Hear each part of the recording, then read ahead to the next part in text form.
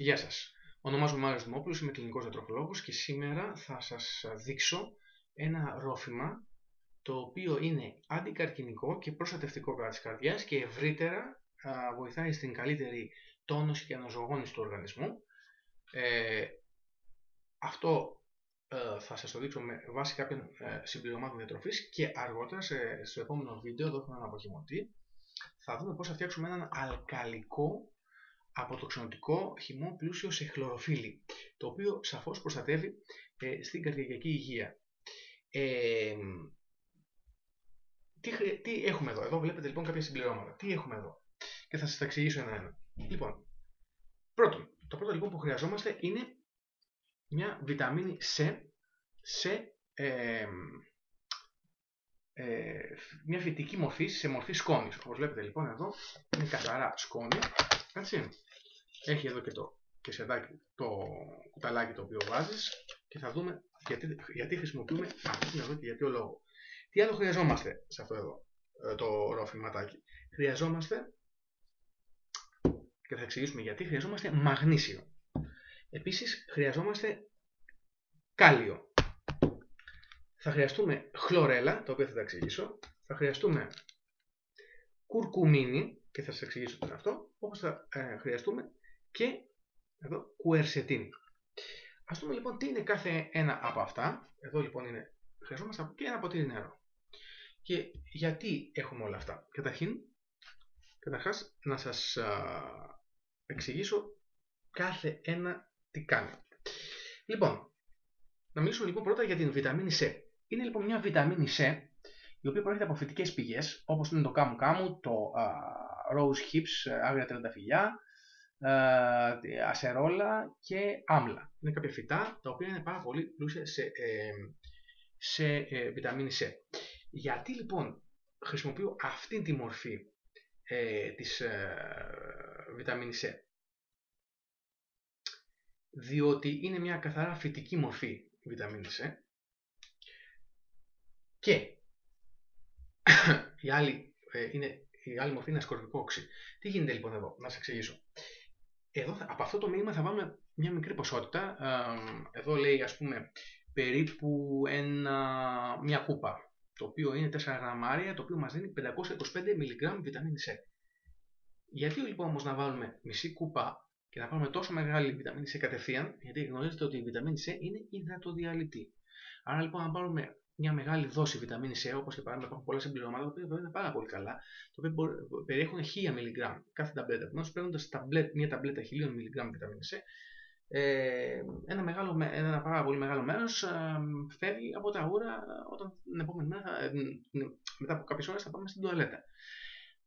Διότι είναι υδατοδιαλυτή, δεν είναι λιποδιαλυτή. Άρα, ήδη λοιπόν θα πάρουμε αυτό το προϊόν που είναι σε σκόνη, άρα και που έχει το σύνολο ότι είναι και φυτική μορφή βιταμίνη C, άρα μπορούμε να πάρουμε μικρότερες δόσεις και θα βάλουμε λιγότερο, δηλαδή θα βάλουμε το μισό της δόσης, δηλαδή θα πάρουμε γύρω στα 200 αυτή τη στιγμή μιλιγκράμμ, έτσι, γιατί μπορούμε συνεχώς, δηλαδή κάθε 3-4 ώρες θα βάλουμε 200 μιλιγκράμμ, 200 μιλιγκράμμ, 200 μιλιγκράμμ. Ή από εκεί και πέρα μπορείτε να πάρετε λιπόσωμη μορφή βιταμίνης C, έτσι, λιπόσωμη μορφή βιταμίνης C, το οποίο αν το ανοίξετε ένα φακελάκι εδώ, αν το ανοίξετε και το βάζετε στο νερό, είναι σαν υγρό, σαν τζέλ, αν το πιάσετε, δεν είναι σκόνη, σαν υγρό, είναι λιπόσωμη μορφή, είναι μια ειδική μορφή βιταμίνης C, η οποία πηγαίνει και στα λιπόδη μέρη των κυτάρων και έχει καλύτερη απορρόφηση από το σώμα και κρατείται περισσότερη ώρα στον ανθρώπινο οργανισμό.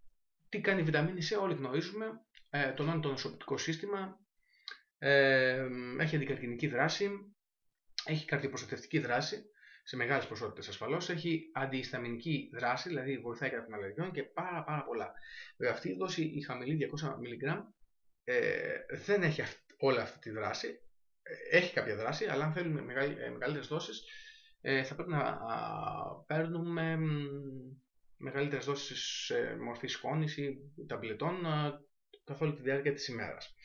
Λοιπόν, άρα σε αυτό λοιπόν το ρόφημα θα βάλουμε αυτή τη μορφή που σας είπα της βιταμίνης C, τη φυτική μορφή βιταμίνης C. Πάμε λοιπόν να δούμε κάτι άλλο. Λοιπόν, θα βάλουμε μαγνήσιο.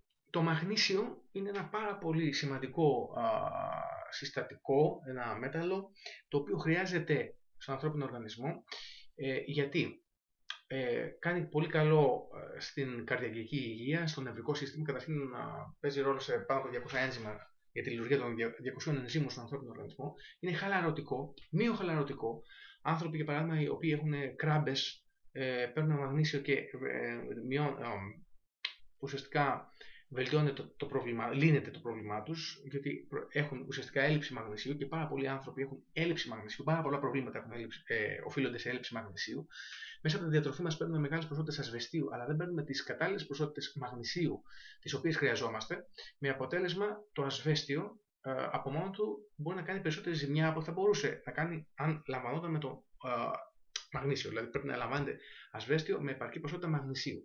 Γιατί για παράδειγμα έχει βρεθεί ότι άνθρωποι που παίρνουν μεγάλες ποσότητες ασβεστίου έχουν, ή από το νερό για παράδειγμα, έχουν μεγαλύτερη πιθανότητα για έμφραγμα ή για λίθους στα νεφρά. Γιατί το ασβέστιο επικάθεται στις αρτηρίες, δημιουργεί λίθους στα νεφρά, λίθους ασβεστίου ασφαλώς, και το μαγνήσιο ουσιαστικά είναι αυτό το συστατικό το οποίο διαλύει το ασβέστιο και δεν το επιτρέπει να επικάθεται στις αρτηρίες ή στο οροπιτικό σύστημα. Μάλιστα, έχει βρεθεί ότι σε περιοχές που πίνουν μαλακό νερό έχουν διπλάσια ποσότητα, διπλάσια πιθανότητα για καρδιοπάθεια, για έμφραγμα, συγγνώμη, ή για λίθους στα νεφρά από ότι στην Αμερική αυτό, ή από ότι σε πληθυσμούς οι οποίοι πίνουν νερό το οποίο είναι σκληρό, το οποίο είναι υψηλό σε μαγνήσιο. Άρα ακόμα βλέπουμε πόσο σημαντικά είναι τα μέταλλα για τον ανθρώπινο οργανισμό. Και πρέπει εδώ να ξεκαθαρίσουμε και κάτι. Αυτά τα περιοργανικών και ανόργανων μετάλλων, επειδή λένε να τρως μόνο τα ικνοστοιχεία, τα μέταλλα από την τροφή, και αν πάει σε ένα συμπλήρωμα, λέει είναι σαν να παίρνεις χώμα. Τότε πίνοντας νερό πάλι παίρνουμε χώμα, έτσι. Αυτοί οι άνθρωποι οι οποίοι τα λένε αυτά δεν έχουν ιδέα από βιοχημία και διατροφολογία ασφαλώς. Άρα, το μαγνήσιο είναι ό,τι χρειαζόμαστε. Το μαγνήσιο δρά και θεραπευτικά ακόμα και σε λίθους στα νεφρά, μαζί με κάποια άλλα συστατικά, τα οποία διαλύει ουσιαστικά. Δηλαδή, άνθρωποι που έχουν λίθους στα νεφρά μπορούν να φάνε μαγνήσιο σε κάποιες συγκεκριμένες δόσεις και να λύσουν το πρόβλημά τους. Άρα, είδαμε μαγνήσιο μέχρι στιγμής και βιταμίνη C. Προχωράμε λοιπόν σε ένα άλλο συστατικό που θα βάλω σε αυτό το μείγμα, το οποίο λέγεται κάλιο. Τι κάνει λοιπόν το κάλιο? Το κάλιο, ξέρετε προφανώς τι είναι. Ίσως έχετε ακούσει το νάτριο. Πάρα πολύ ωραία. Άρα, τι γίνεται στη σημερινή διατροφή? Παίρνουμε πάρα πολύ νάτριο. Και τρώμε πολύ αλάτι, τρώμε τροφές οι οποίες είναι πλούσιες σε νάτριο και δεν τρώμε τόσο μεγάλες ποσότητες τροφών που είναι πλούσιες σε κάλιο. Για παράδειγμα, μια τροφή πλούσια σε κάλιο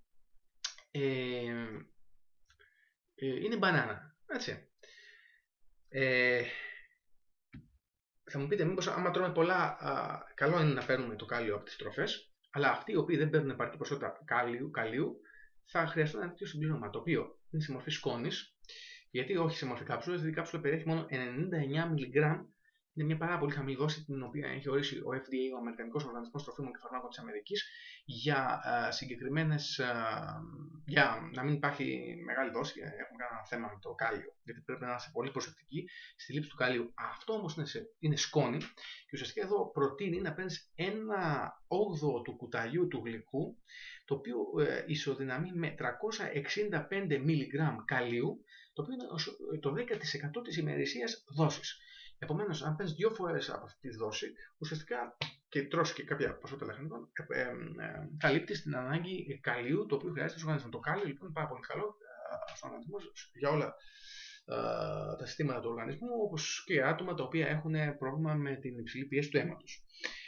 Άρα, εδώ το μαγνήσιο που είδαμε, αρκεί να σας πω ότι μισή κουταλιά του γλυκού, μισή κουταλιά από αυτό του γλυκού, μας δίνει 315 μιλιγκράμμ μαγνησίου, το οποίο ισοδυναμεί με το 79% της ημερησίας συνιστόμενης δόσης σε μαγνήσιο. Άρα από αυτό το πράγμα μπορούμε να παίρνουμε γύρω στις 2 φορές, 2 κουταλάκια διάσπαρτα κατά τη διάρκεια της ημέρας.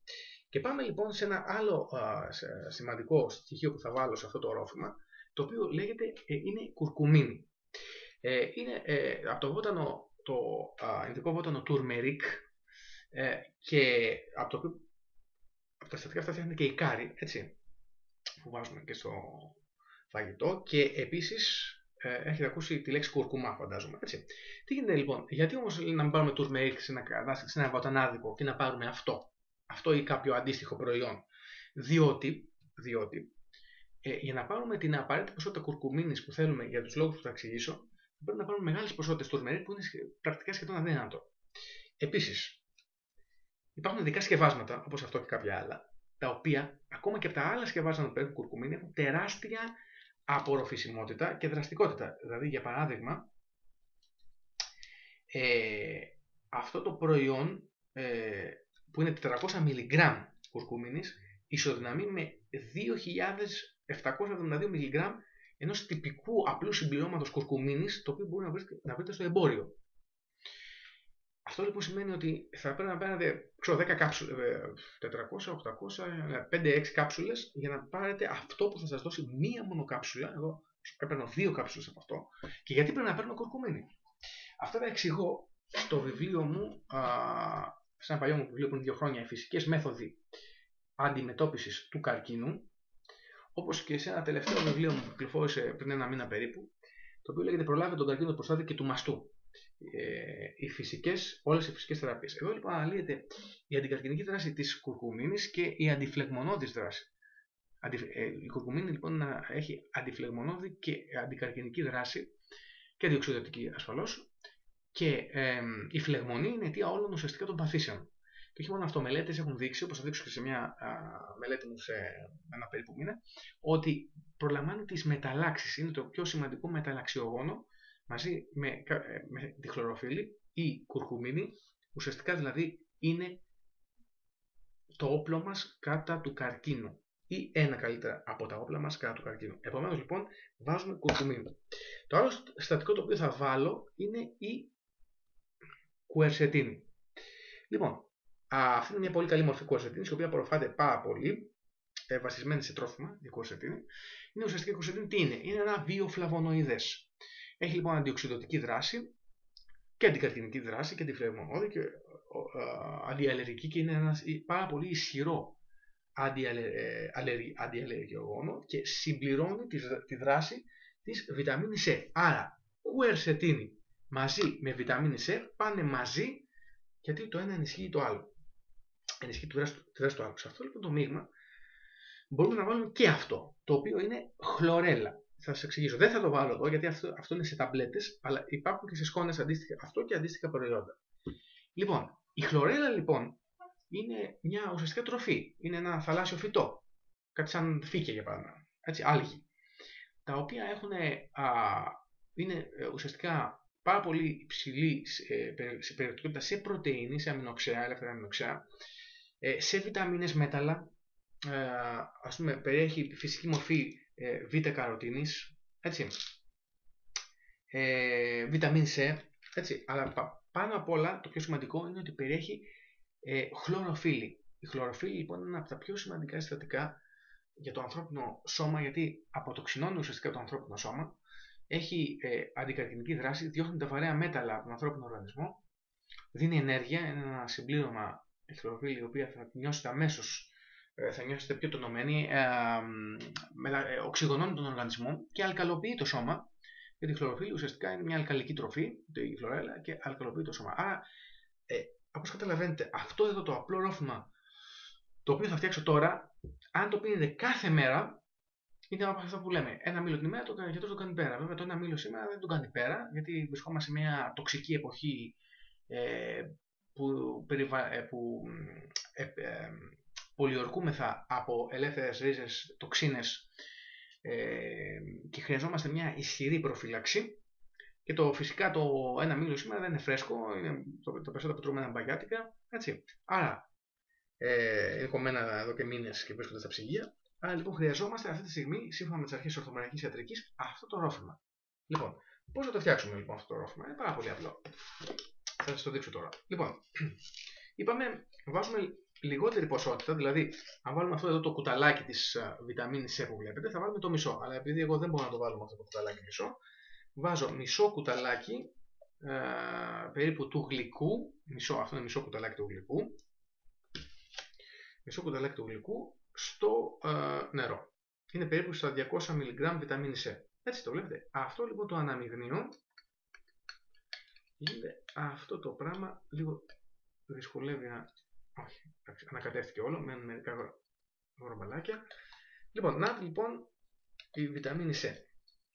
Λοιπόν, αν θα δείτε, έχει μια μικρή οξυγέση. Και είναι φυσικό, αφού είναι βιταμίνη C. Εδώ θα βάλουμε λοιπόν μαγνήσιο. Λοιπόν, πόσο θα βάλουμε μαγνήσιο? Θα βάλουμε μισό κουταλάκι του γλυκού. Έτσι, και αυτό λοιπόν μισό κουταλάκι του γλυκού. Μην βάλετε παραπάνω, γιατί μέχρι ένα κουταλάκι. Μην βάλετε παραπάνω, δεν κάνει περισσότερο μαγνήσιο. Εντάξει, δεν θα πάθει και τίποτα, αλλά προσέφερε. Λοιπόν, άρα εδώ είναι ένα άσπρο τώρα το μαγνήσιο, όπως είδαμε, και το ανακατεύουμε και φτιάχνουμε αυτό το ρόφημα. Ανακατεύτηκε λοιπόν και αυτό. Πώλησε λίγο εδώ, τέλος πάντων. Λοιπόν, το επόμενο που θα βάλουμε, είναι το κάλιο. Κάλιο θα βάλουμε πάρα πολύ λίγο. Θα βάλουμε 1/8 του κουταλιού του γλυκού. 1/8. Κοιτάξτε, το κάλιο είναι σαν αλάτι. Έτσι, αν το δείτε εδώ, είναι σαν αλάτι. Έτσι. Βάζουμε λοιπόν και εδώ λίγο κάλιο. Και τι άλλο λοιπόν, το ανακατεύουμε και αυτό εδώ. Λοιπόν, και τώρα λοιπόν πάμε στην κουερσετίνη. Λοιπόν, τη βλέπετε λοιπόν την κουερσετίνη? Εδώ είναι λοιπόν σε κάψουλα, την έχω πάρει σε κάψουλα. Άρα η κάψουλα ανοίγει. Λοιπόν, άρα, αν την ανοίξουμε εδώ όπως θα δείτε, εδώ την ανοίγουμε.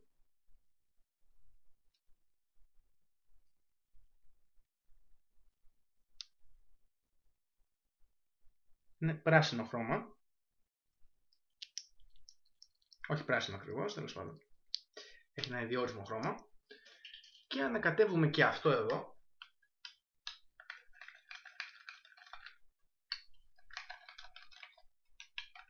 Λοιπόν, εδώ λοιπόν βλέπετε, να δοκιμάζω. Τώρα με την κουερσετίνη, μαγνήσιο κάλιο, έχει γίνει τρομερό. Θα βάλω λοιπόν τώρα τουρμερίκ, να σας πω την αλήθεια, δεν το έχω δοκιμάσει ανοιχτό. Θα κάνω πείραμα σήμερα. Όλο με μορφή κάψουλας το έχω πάρει και δεν το έχω πάρει ποτέ σε μορφή σε ανοιχτό. Να δούμε λοιπόν. Βάζουμε λοιπόν κουρκουμίνι.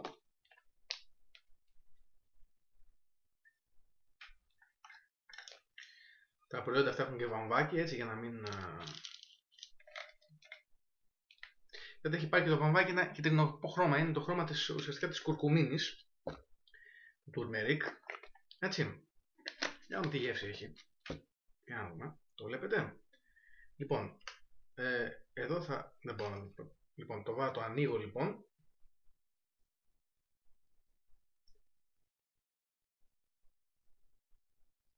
Λοιπόν, κοιτάξτε, είναι τελείως κίτρινο το χρώμα του. Χρυσαφί μάλλον θα έλεγα. Λοιπόν, το ανακατεύουμε και αυτό, γιατί αυτό είναι δυναμίτης. Είναι δυναμίτης υγείας. Κάθε ένα τέτοιο να πίνουμε κάθε μέρα. 2 φορές μάλλον τη μέρα, ουσιαστικά. Κοιτάξτε πώς έγινε το χρώμα τώρα. Έγινε πολύ σκούρο, έτσι. Είναι πάρα πολύ σκούρο. Να δούμε και η γεύση πώς είναι τώρα. Λοιπόν, θα το δοκιμάσουμε αυτή τη στιγμή. Δεν διαλύεται καλά η κουρκούμινη. Ναι, έχει μια ιδιόρυθμη γεύση τελικά η κουρκούμινη. Αλλά πίνεται. Λοιπόν, πίνεται, έγινε τελείως, κοιτάξτε χρώμα εδώ. Σκούρινε ακόμα περισσότερο. Έχει γίνει. Λοιπόν, αυτό λοιπόν το ρόφημα είναι ένα ρόφημα το οποίο θα σας σώσει πραγματικά την υγεία και θα προλάβει όλες τις ασθένειες, σχεδόν όλες.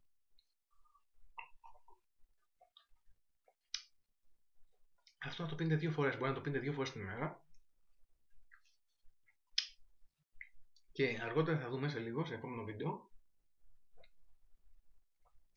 πώς θα φτιάξει ένα αλκαλικό χυμό από λαχανικά βιολογικής καλλιέργειας θα αποχυμώσουμε λαχανικά σε λίγο και θα δείτε ποια είναι η αξία τους. Ελπίζω να το πείτε και εσείς αυτό, γιατί θα σας κάνει πάρα πολύ καλό στην υγεία. Να είστε καλά. Γεια σας.